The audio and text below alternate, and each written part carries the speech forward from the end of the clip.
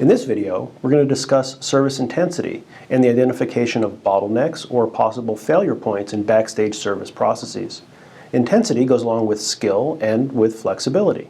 Understanding how service processes are organized can give us insights into how they can be reorganized to become more effective and more robust. Interaction intensity is related to degree of customization.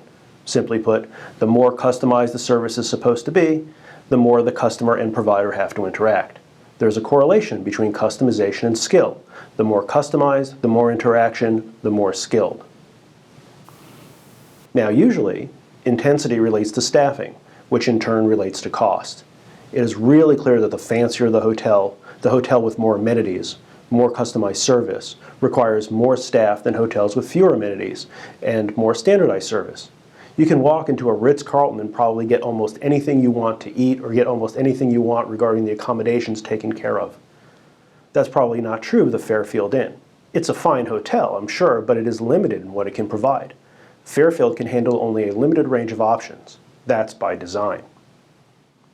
Now we can break down intensity by front stage intensity and backstage intensity. On the front stage, the more customer-provider interaction required, the more skilled, the more flexible the frontline workers have to be. On the backstage, the more customized the outcome, the more flexible the organizational processes have to be, and the more skilled the back-end workers have to be. Think about a restaurant. You've got your fast food restaurant, which is not very interactive and highly standardized in both front and back. The workers needn't be very skilled and the processes needn't be very flexible. Compare that to a fancier gourmet restaurant, where the wait staff on the front line have to be ready for almost anything, any order. And the kitchen staff and processes also have to be flexible and ready for anything. The organization of those backstage processes depends on the intensity of the service, how standard or how custom it is. Going back to the restaurant case, a highly customized service like a fancier sit-down restaurant requires the kitchen to be ready for just about anything. I mean, anything related to cooking food. One diner might want the steak cooked rare, another well done. One might want to substitute oil for butter in the sauce. You get the idea. Of course, there will be things that the kitchen may not be able to do. It may not have a particular kind of fish or vegetable or whatever. But the point is that it will usually try to accommodate. The chef has to be skilled, able to cook a range of things, but the kitchen also has to be organized in a flexible way so that the cook can actually cook a range of things. Now compare that to a fast food restaurant, which may be set up to cook only one thing, say burgers. They are limited with maybe even no flexibility in the range of things you can do with that burger.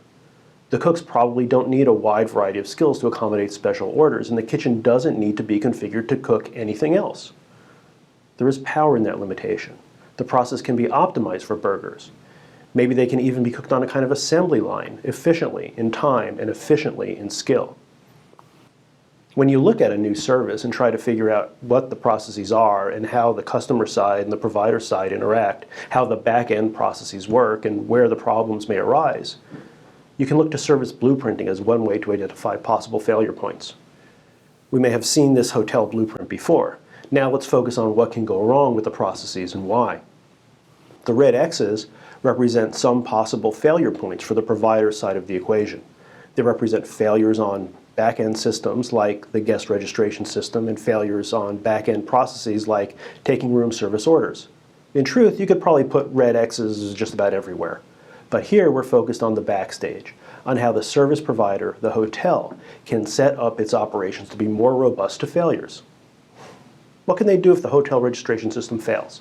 I mean, what if the computers all go down? Maybe they should have a backup system. Maybe they should print out all reservations each day just in case the computers are down at any given moment.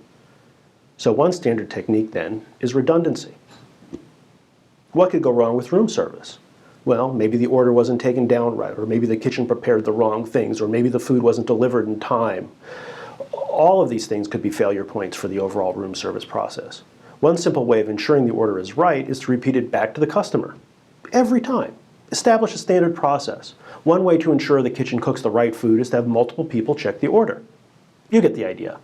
Once you have elaborated the key service processes, once you have identified the places where things can go wrong, you can start to put in redundancy and extra checking to ensure things go right. Service intensity is a key concept. It relates to skill and to flexibility. Service design techniques can help us uncover process problems.